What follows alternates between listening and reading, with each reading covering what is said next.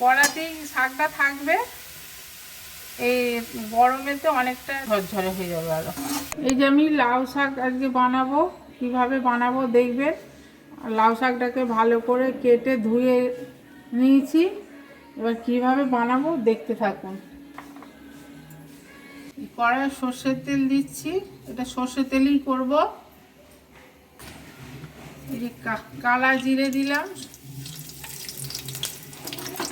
শুকনো লঙ্কা একটা কেটে দিয়ে দিলাম, যে দুটো শুকনো লঙ্কা দিলাম, দিয়ে পেঁয়াজ, এই যে দুটো বড় বড় পেঁয়াজ কেটে তেলের মধ্যে ছেড়ে দিলাম।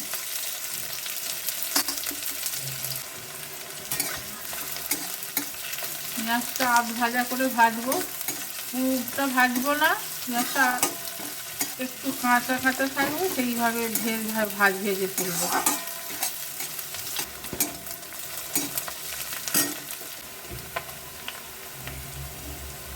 এই কাঁচা লঙ্কা দিয়ে দিলাম 4টে কেটে,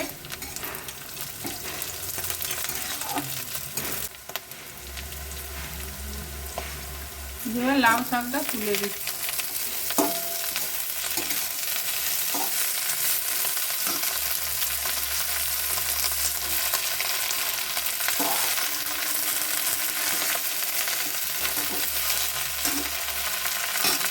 এতে কোনো সবজি দেবো না, শুধু লাউ শাকই হবে। আর খেতে খুবই ভালো লাগবে।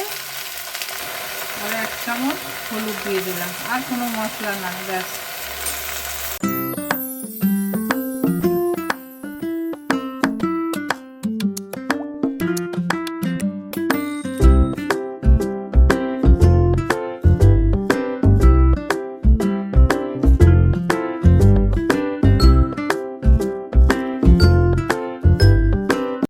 একটু চাপা মেরে দেবো, ততক্ষণে সিদ্ধ হোক।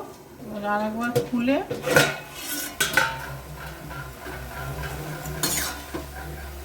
এটা চাপা দিয়ে দিলাম।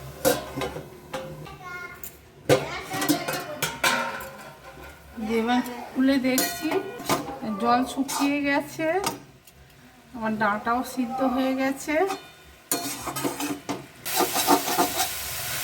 শুকিয়ে গেছে, এবার দেখুন। এবার একটু পোস্ত দিয়ে দিচ্ছি, তেলও দিয়ে দিচ্ছি, কাঁচা তেল। পোস্তটা অপশনাল, কেউ দিলেও দেবেন, না না দেবেন। তো কাঁচা তেলটা নামানোর সময় অবশ্যই দেবেন। আমি কাঁচা তেলও দিয়ে দিলাম, আর একটু পোস্ত দিয়ে দিলাম। এইভাবে বানিয়ে দেখবেন, খুবই খেতে ভালো লাগবে।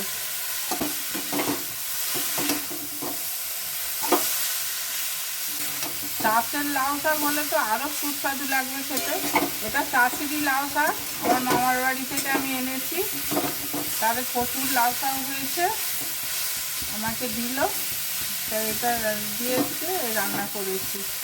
এটা খেতে খুবই ভালো লাগবে। এই যে দেখুন,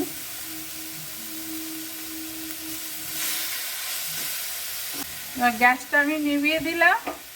কড়াতেই শাকটা থাকবে, এই গরমেতে অনেকটা নিরসে হয়ে যাবে, মানে অনেকটা রস টেনে নেবে, একটু ঝরঝরে হয়ে যাবে। আরও আমার শাক রান্না হয়ে গেল। এই যে আমার লাউ শাক বানানো হয়ে গেছে, আপনারা এইভাবে করে দেখবেন, খুবই ভালো লাগবে খেতে। আর যদি ভালো লেগে থাকে একটা লাইক করে দেবেন আর শেয়ার করে দেবেন। নমস্কার।